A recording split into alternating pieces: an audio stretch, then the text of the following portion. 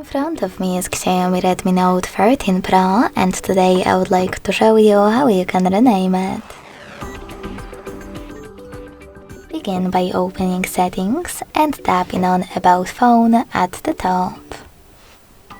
Then select device name at the top right corner and type in wherever you want to. In my case, Sunny.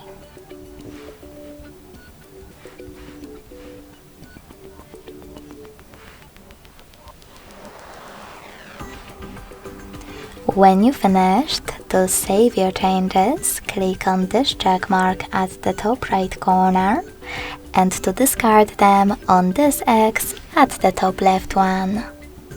I will go with Save Those, so when I tap, I can see that name of my XIAOMI has changed. Thanks so much for watching. If you enjoyed this video, don't forget to leave a like, comment and subscribe. Bye!